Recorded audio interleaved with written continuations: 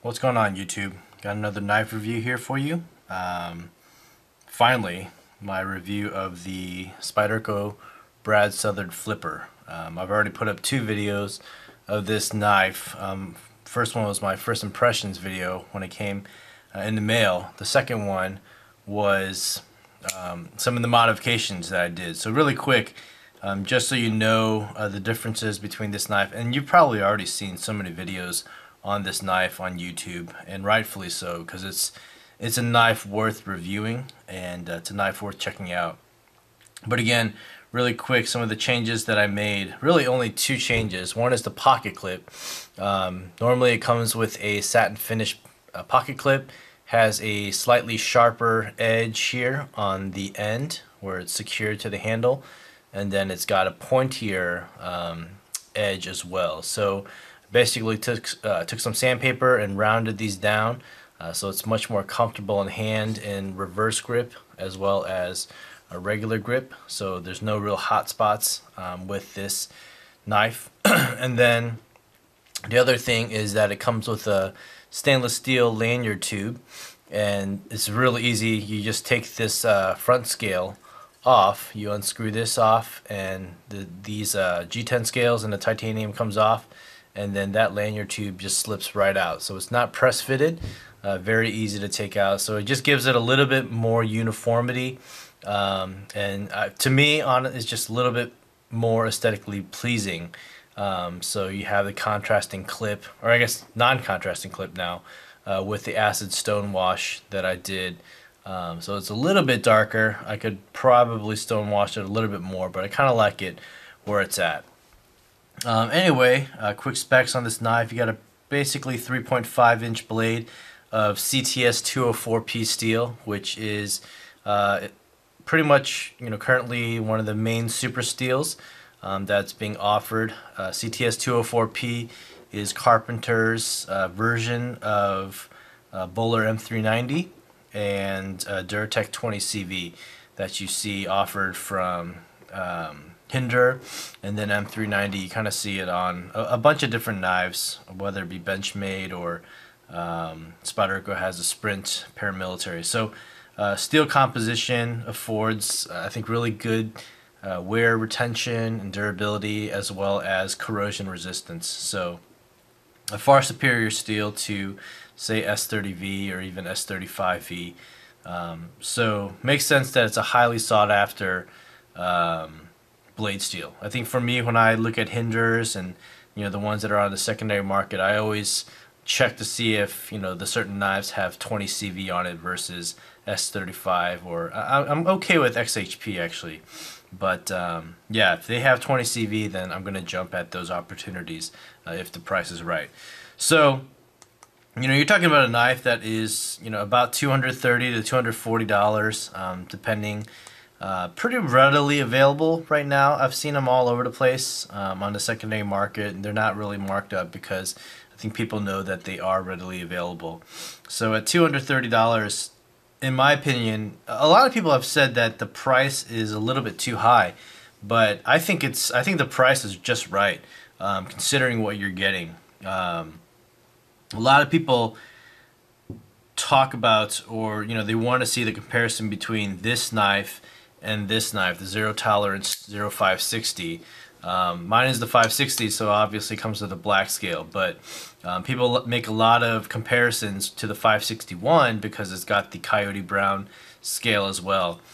This one retails at $260, and I think that on the secondary market you can probably find this knife somewhere around 200, even 220, or around 220 maybe, is a reasonable price on the secondary market. And this is obviously a Hinder collaboration. This is a knife that needs no introduction. One of maybe Zero Tolerance's best collaborations thus far that's actually being offered right now. You got LMAX steel, a 3.75 inch blade, a titanium frame lock with Hinder stabilizer, flipper KVT system, stainless steel liner on this side, black G10. I think I said LMAX steel. So obviously it is a bigger knife You know, much more of a, I don't know, outdoors. You know, it can definitely be an EDC knife, but as we make these comparisons to Brad Southard Flipper, I think, you know, at least for me, again, my opinion is that the Southard Flipper is the much better EDC option out there. Quick size comparisons. Also, you know, I think this knife would be compared to Paramilitary 2, especially when you're talking about the price point of the Para 2 with S30V, black scales. This is like a Frankenstein Para 2. This has got the 20 CP, CTS 20 CP, so that you got your S90V.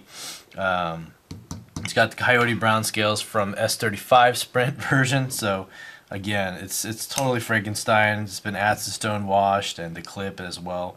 You got your Sebenza right here, and then you got the Microtech SOCOM Delta with the 204 piece steel as well. One of my favorite knives in my collection. Anyway, going back to the Brad Southard, it's just an amazing collaboration. Probably the closest knife in Southard's lineup, I guess, is his AWT, the AWT. I'm not sure what that stands for. So shape-wise, you know, this is probably closest to that one. You get the classic kind of banana grip, just curved, very, you know, ergonomic in hand, comfortable. There's no, you know, you got a slight little finger indent right here for your index finger to rest in. The flipper acts as a finger guard for any kind of stabbing motion. Reverse grip, forward grip, all very comfortable. Your middle finger just falls right here on the kink of the pocket clip very comfortably. So yeah, as an EDC, this is just a phenomenal blade. It's got a 0.157 inch thick, so about a 4 mil thick blade stock, which is great. Again, with 204p, I mean, it's no wonder why the price, or why it demands such a high price, because even 204p is going to be far superior than Elmex steel. And then with that blade stock, it's got a high hollow grind up here. So one, it's easy to secure in a sharpener in my Wicked Edge. And then this hollows down to a very thin point, or a very thin bevel, you know, right behind the shoulder of the bevel right here. And you know, I was using this knife to strip down a bunch of boxes, and this one just kept going. Didn't have to strop it, didn't have to sharpen it in between anything. I just kept cutting away, and right after I did that, I did a paper cut test, and it did great. So yeah, this blade steel holds up extremely well. Spyderco decided to use a Coyote Brown G10 scale, which I think is nice. It's a little bit different from what, you know, the usual black G10. Ironically, I kind of want to get some RIT dye and just dye it black, so I'm kind of playing like that. I do like the brown G10 lock bar over travel tab, I guess is what you would call it. Works great. It doesn't serve as a stabilizer, so you could bend this knife or the lock bar this way if you wanted to. But as an over travel tab, it works great. So it's not going to go anywhere. This little tab of G10, it's going to hold up great. Even though it's pretty thin, you can see how thin it is. But with such a small, you know, area of G10, it's not going to flex. You know, held down by the screw, it's not going to go anywhere. The liner in here, as opposed to the 560, this is actually titanium liner. It's actually a pretty thick slab of titanium as well. So you get a decent, you know, good strength in this knife overall. And then the G10 is, I think, the same thickness as that titanium, if not a little bit thicker. And so you can see on this knife, you do get a little bit of asymmetry on the presentation side versus the locking side.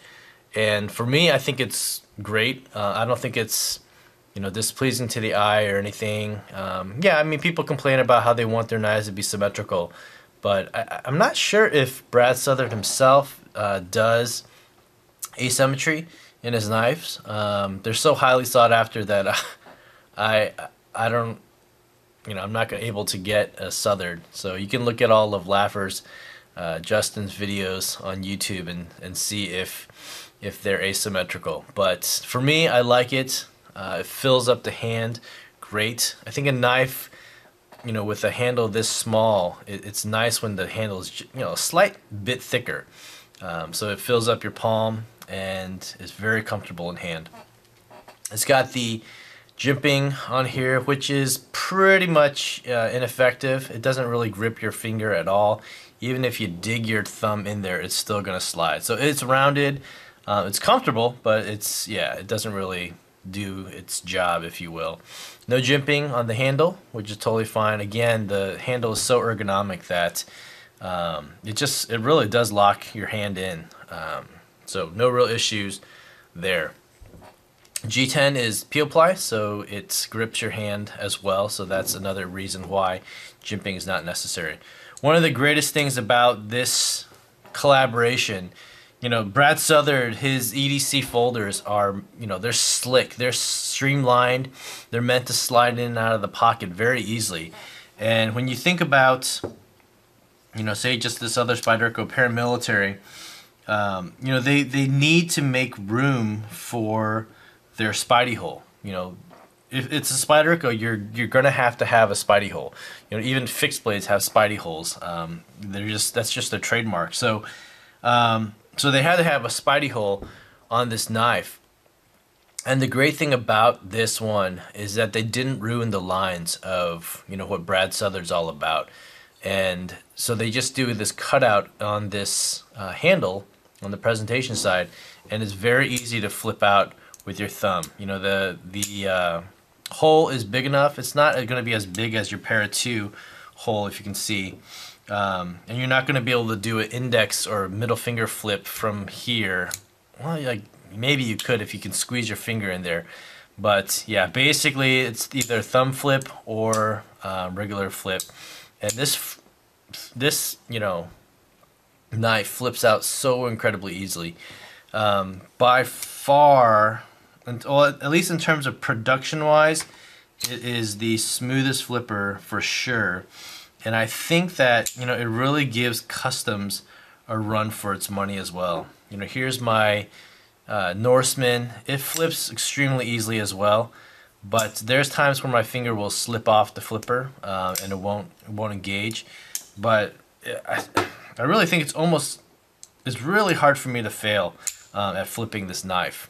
The way the flipper is designed, there's no jimping on here. I've seen Southards with a little bit of jimping here, which is nice to get a little bit more traction. But again, it's completely unnecessary. I mean, if you do the light switch flick, it's going to come out. If you do the button flick push, it flicks out there. Right there, I failed 2 times in a row, but still. Just such an easy knife to flick. My Shoop has got this tiny little flipper here, and there's times when I fail flipping this as well. And all these knives have cage ball bearings. The Spyderco has more like the KVT, so you got that plastic race with the ball bearings inside. So overall, just an amazing knife. You got stainless steel standoffs, pillar standoffs, which is a nice touch. Could easily be bronzed with, if you heat treat it or something. Inside, it is skeletonized on the titanium liner, so I don't know if you're able to see that. Maybe in that lighting right there, you can see the holes that are drilled out. I said in my initial impressions, unnecessary. With titanium being so light and the liner as thin as it is, it's not really gonna add any weight. Maybe you save, 0.2 ounces or something. Overall, the knife itself is around 4 points. Waiting for my monitor to warm up here. 4.1 ounces. So yeah, dirt cheap, or dirt. Very light. Sorry about that. Anyway, also one last thing of note is that it's made in the Taichung, Taiwan plants, which in my opinion is one of the best plants. Outside of Golden, Colorado plant, I think it holds its own against you know, the Taichung or against the Golden Colorado plant. Pretty much everything that's coming out of there, whether it's the Sage, whether it's the Gale Bradley. I don't have any other stuff from the other plants, but I think it's far better than like the Seki City stuff. I think it's just as good as the Golden Colorado stuff. You know, this Leaf Storm is from Golden Colorado. The military, the paramilitary is from Golden Colorado. So yeah, it's just super smooth. Everything's beveled. Everything is smoothed out. The blade itself, the spine is nicely beveled here, so or at least rounded, so that there's no hard edges. And the Spidey hole again as well is all rounded, so it just makes it extremely comfortable to flip, to hold, to deploy, to actuate, to lock. Everything on this knife is perfect. So again, in my opinion, probably the best production folder out there. If you were to ask me, should I get this, you know, the zero tolerance or this Spyderco Flipper, you know, at a close price point, I would go for this one, hands down. As an EDC, you know, smaller frame, fits the pocket even better, better steel, better, I think better fit and finish. You know, the ZT is kind of rough around the edges, you know, the jimping and all those things. I don't know if they fixed it in all their second generation releases, but this one, very rough around the edges. You can almost feel, it's weird, you can almost feel the bearings moving, and you know, it's supposed to be smooth that way. But this one is just entirely smooth, and it seems like everyone that I've seen on YouTube in terms of reviews has been perfect. People maybe don't like the shape or the, you know, the brown G10 and things like that, but in terms of flipping action and just overall fit and finish, it's really second to none. As I look at different customs in my lineup, this one, yeah, it really holds its own. So anyway, that's my review of the Brad Southard Spyderco collaboration flipper. You keep in mind, this is Spyderco's first flipper as well that they've ever done. I mean, that's amazing. I mean, given their experience and all that, maybe you would expect that, but for their first flipper knife, they they knocked it out of the park for sure. So, all right, guys. So that's my review. Let me know what you guys think in the comments down below. Guys, thanks for watching, and I'll see you guys on the next vid. Take care. Bye.